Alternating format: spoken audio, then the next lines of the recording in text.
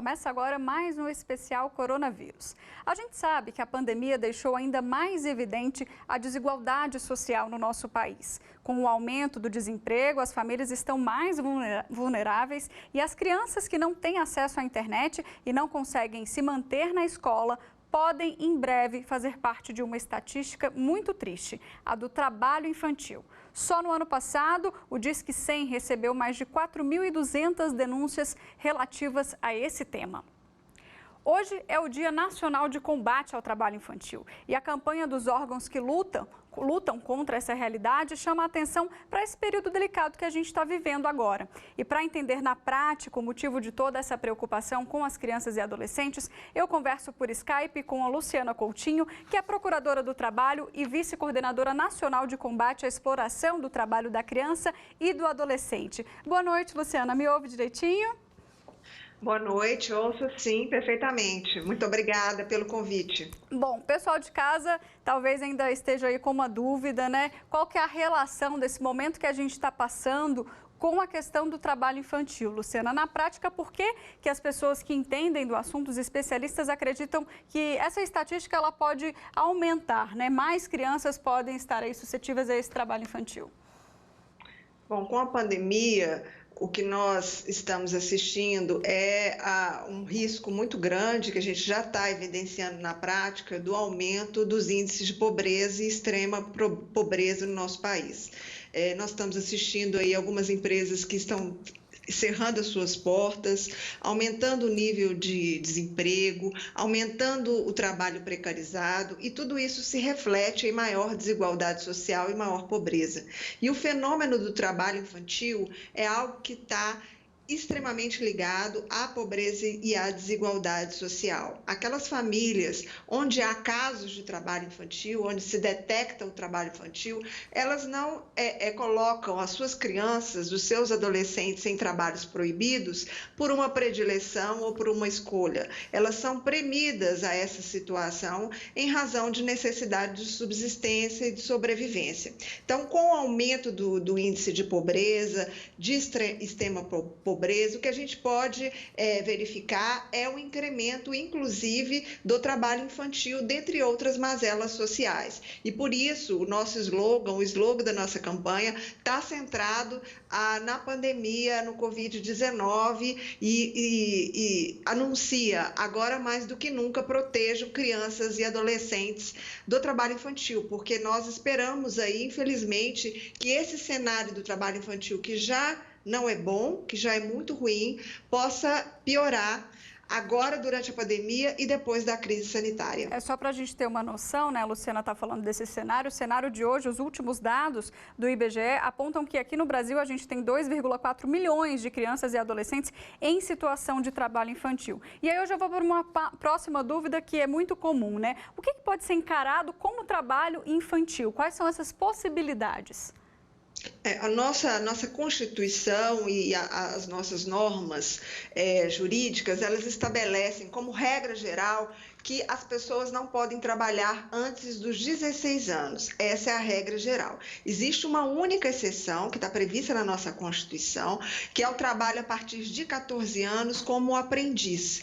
E aprendiz é um contrato de trabalho especial, que se chama aprendizagem profissional, que tem um caráter educacional que prepondera sobre o aspecto produtivo. Então, nessa única hipótese, as pessoas com menos de 16 anos podem trabalhar. E nós precisamos enfatizar também que antes dos 18 anos, mesmo a partir dos 16, é preciso que se tome cuidado com a situação daquele trabalhador adolescente, porque é um trabalhador, é uma pessoa humana que está em fase de desenvolvimento, então ela precisa ser protegida de determinados riscos. E é por isso que a nossa legislação estabelece que pessoas com menos de 18 anos não podem trabalhar em atividades insalubres, aquelas que expõem a risco de adoecimento, não pode trabalhar em atividades perigosas que podem sujeitar o trabalhador a risco a sua integridade física ou mesmo ao risco de morte, não pode trabalhar em atividades prejudiciais à moral. E nós temos na nossa nossa legislação que nós chamamos de lista das piores formas de trabalho infantil,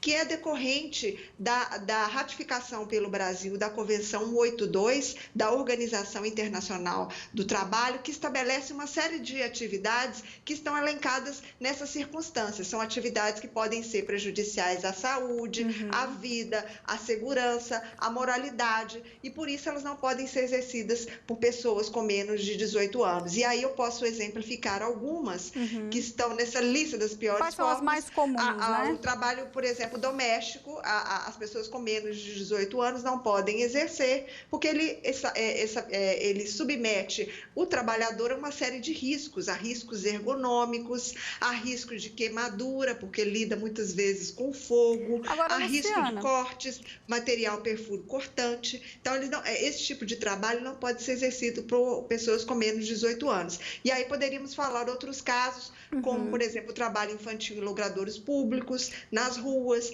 que submetem quem está trabalhando a risco de atropelamento, a risco de violência, a risco de assédio sexual, a risco de sofrer algum tipo de violência. Então, esses trabalhos, eles não são permitidos para pessoas com menos de 18 anos. Então, em linhas gerais, é isso que a nossa legislação prevê. E aí a gente chama de trabalho infantil tudo aquilo que é proibido, tudo aquilo que não pode ser exercido, seja porque ainda estamos falando de uma criança, ou seja porque estamos falando de um adolescente, mas que ainda não atingiu aquele marco etário ideal para ingressar no mercado de trabalho, ou não pode exercer aquela atividade ou aquela função, porque vai sujeitar ele a um risco à sua vida, à sua integridade física, à sua saúde. Luciana, para essa campanha também foi lançada uma música do Emicida com a Drica Barbosa, que ela ilustra, né, bem essa realidade de uma forma muito prática para você de casa entender. Vamos ver um trechinho. Desde cedo, 9 anos, era um pingo de gente, empurrado a fórceps pro batente, o bíceps dormente, a mão cheia de calo, treme, não aguenta um lápis no fundão de São Paulo. Se é uma rebelde, se quer domesticar, menina preta perde infância, vira doméstica, amontoados ao relento, sem poder se esticar, um baobá vira um bonsai, é só assim pra explicar que o nosso povo nas periferias precisa encher suas panelas vazias, dignidade é dignidade. Você pode conferir o clipe todo no canal do Emicida no YouTube, vale a pena, viu? E o lançamento dessa música estava previsto para terça da semana passada, mas foi adiado para essa semana por causa do movimento mundial antirracista, o Blackout Tuesday, motivado pela morte do segurança George Floyd nos Estados Unidos. E o que isso tem a ver com o trabalho infantil, né? O que a gente está debatendo aqui hoje? Tem a ver tudo. Vamos falar aqui com a Luciana para a gente entender. Luciana, por que então que teve essa pausa e por que é tão importante a gente falar sobre a questão de raça quando a gente menciona o trabalho infantil? Porque, como o artista diz, né, e o Emicida e a Drica Barbosa, eles conseguiram traduzir de uma maneira muito bela e poética uma realidade muito dura e cruel, que é a realidade do trabalho infantil. E aí eles dizem na canção, né, com muita propriedade, que o trabalho infantil tem cor, que o trabalho infantil tem endereço. E é verdade. A maioria das crianças que estão em situação de trabalho ou adolescentes que estão em situação de trabalho proibido, eles são negros e são de famílias pobres também. O artista também diz isso, né, que o trabalho infantil tem classe social. Então, tem endereço, tem cor e tem classe social, porque a maioria das crianças está justamente nas famílias pobres ou extremamente pobres, são negras e moram muitas vezes em comunidades periféricas. Então, é uma soma aí de vulnerabilidades que essas famílias e essas crianças carregam. Então, isso está exposto com muita clareza na música e é importante a gente fazer essa campanha focada num trabalho artístico, porque o artista tem essa sensibilidade. Aproxima, o que nós precisamos, né, nesse momento, é justamente trazer a sensibilidade, a conscientização social a respeito dessa violência, porque é uma violência contra as nossas crianças e adolescentes e precisamos dar um basta a tudo isso. Foi muito providencial o adiamento dessa campanha, porque temos que fazer uma correlação direta entre o fenômeno do racismo e o fenômeno do trabalho infantil. As coisas estão interligadas. Então, foi por isso que o artista, acertadamente, né, fez essa reverência ao movimento mundial, né, Vidas Negras Importam. A gente tem que fazer essa correlação porque ela é real, ela existe. Agora, Luciana, a campanha desse ano, ela chama muita atenção para a necessidade de melhoria nas políticas públicas. E aí eu te pergunto, como é que está o Brasil? Resumidamente aí, a gente tem muito a melhorar, o que você pode dizer para a gente? Nós estamos muito longe do ideal.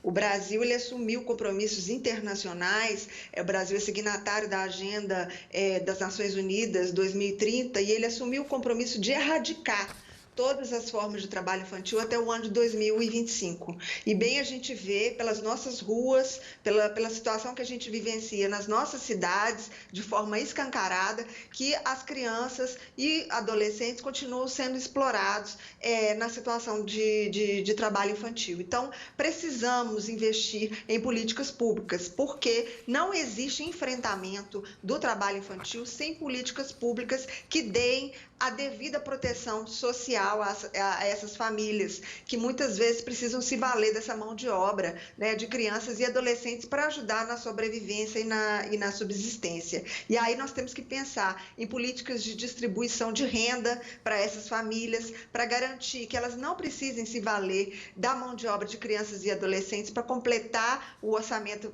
familiar, para sobreviver, né? Essas famílias, elas precisam dessa proteção.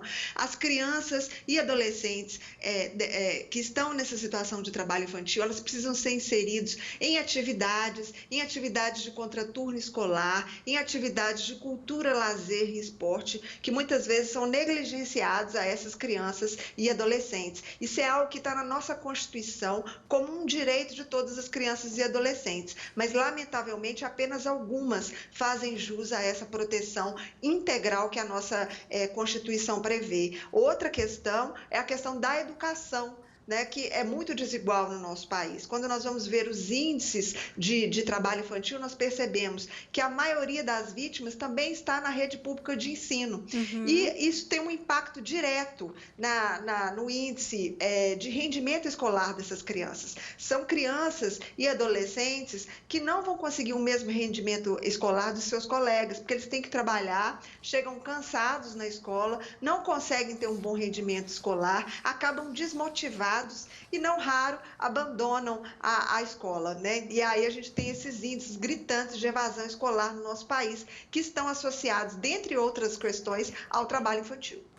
Entendi. Luciana, vamos falar um pouquinho agora dos estados, né? A gente tem aqui o estado de São Paulo, Minas Gerais, Bahia, Maranhão. Eles ocupam os primeiros lugares no ranking do trabalho infantil. A gente tem um motivo? Por que esses locais? Olha, existem várias questões. Na verdade, esses estados que você mencionou do Sudeste, em números absolutos, eles são tidos como campeões. Você me escuta? Te escuto, tá me ouvindo? Ah, ok. Agora sim. Eles são tidos como campeões, pode continuar. Então, eles são tidos como campeões em números absolutos, assim, números totais, né? Na quantidade, digamos assim, de crianças e adolescentes em situação de trabalho irregular. Mas, proporcionalmente, o maior número de casos não está na região sudeste, mas sim na região norte. Mas as grandes capitais, os grandes centros urbanos, eles têm essa exploração do trabalho infantil. É comum que as famílias socialmente vulneráveis, elas vão para os grandes centros urbanos em busca de oportunidades de sobrevivência. Então, a gente vê essas famílias envolvidas em trabalhos informais, em trabalhos precarizados, e essas famílias trazem as suas crianças, né, e vão lá aglomerar as comunidades periféricas. Então, é por isso que a gente tem esse trabalho infantil visível e perceptível nos grandes centros urbanos brasileiros. Entendi. Vamos ver agora, então, um depoimento, uma história real mesmo, que faz parte da campanha que a gente está falando hoje aqui no programa. Esse é um dos 12 vídeos que vão ser exibidos nas redes sociais a partir da próxima semana. E a gente mostra agora com exclusividade a história do seu Ayrton, que foi vítima do trabalho infantil.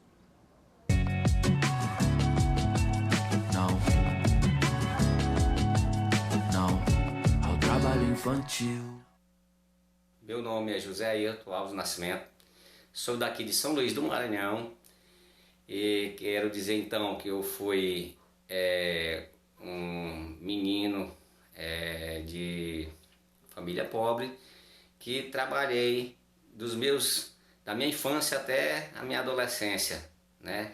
Trabalhando, vendendo merenda escolar na frente dos colégios, laranja, todo tipo de frutas, para ajudar o sustento da minha família, né? Ajudar a criar os menores, né? Trabalhava durante o dia e à noite estudava. Quando estava na sala de aula, eu estava totalmente cansado, sem nenhuma disposição para focar naquilo que o professor estava ensinando. Então, eu quero dizer, não tive os rendimentos necessários para tirar um bom aproveito no ensinamento. As crianças deveriam ter uma oportunidade de focar só nos estudos, para que elas terem um ensino com exclusividade e com qualidade, para que nós tenhamos um Brasil melhor. A gente vê justamente o perfil, tudo que a gente falou aqui resumidamente, né, Luciana? A questão da renda, ele é do Maranhão, eu citei aqui que está também entre um dos estados que aparecem no ranking, e o rendimento na escola, porque não tem como você prestar atenção numa aula realmente da forma que ele explicitou ali, se você está cansado, se você trabalha e é uma criança, né? Exatamente, é isso que a gente percebe na prática. E é por isso que as escolas também, quando a gente está falando de políticas públicas, a gente precisa investir em políticas públicas que pensem em levar essas discussões, inclusive, para o território escolar, né? Para que os educadores, os profissionais de educação, eles possam também contribuir no combate ao trabalho infantil. O professor ele pode ser um importante ator de detecção desses casos de trabalho infantil, porque percebe muitas vezes que a criança começa a falhar, né, na escola, ela não comparece, ela não consegue comparecer, ou muitas vezes chega suja, chega ferida, né, em sala de aula, ou mesmo não consegue acompanhar e dorme, né, durante as aulas. Tudo isso são sinais, né, que podem apontar que aquela criança está sendo explorada numa situação de trabalho infantil. E vale a pena a gente chamar a atenção aqui, Luciana, para essa nossa realidade, né, que a gente está vivendo, das crianças não estarem indo à escola, então estão tendo aula online, e a gente vai mais uma vez para a questão da desigualdade. Então, assim, se você não tem internet em casa, como é que você estuda? Então, a gente pode falar também de evasão escolar, que já pode trazer essa consequência também do trabalho infantil quando a gente acabar com a pandemia, né? Exatamente.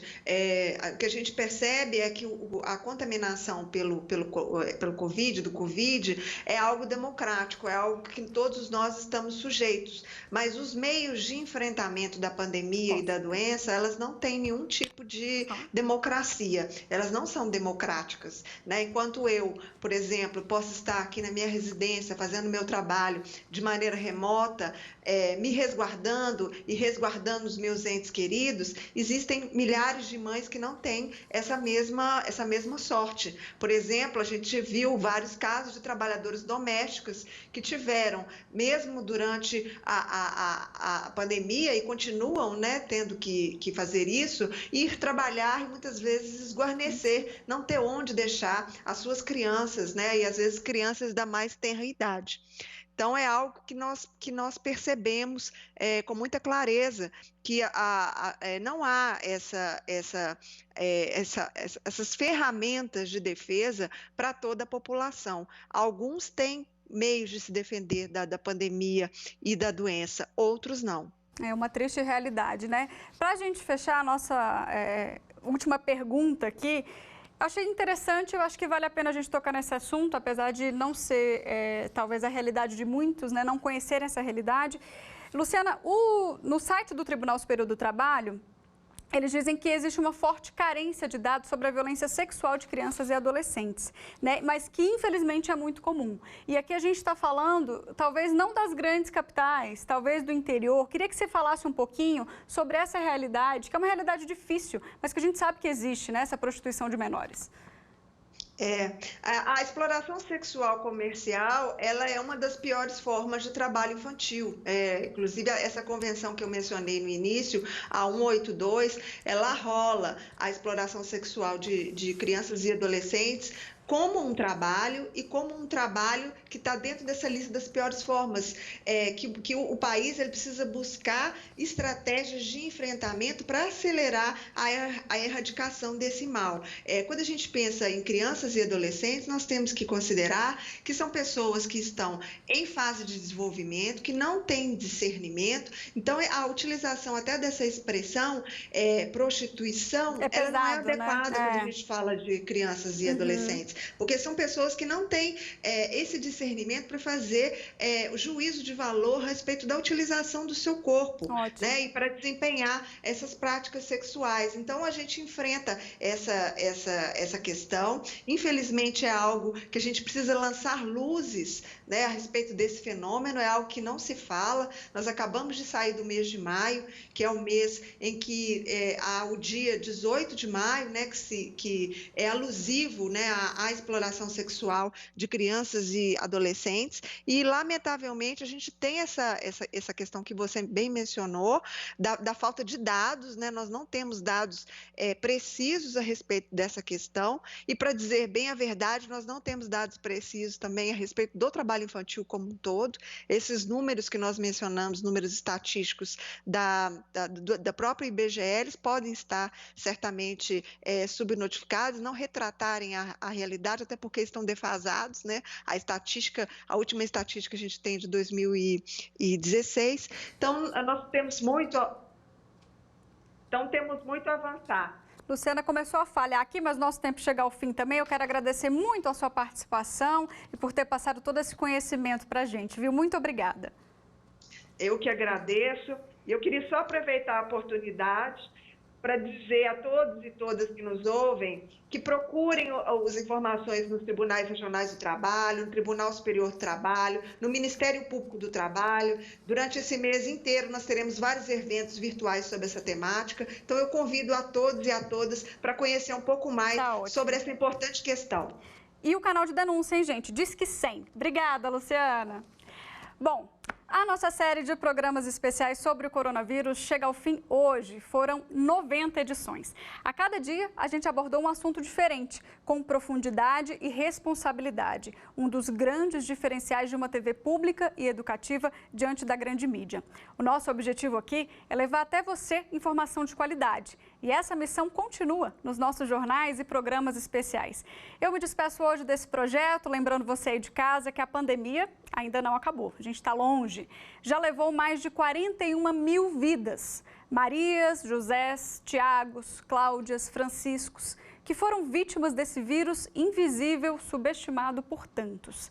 Então, como recado final, eu sigo pedindo, se puder, fique em casa, se proteja.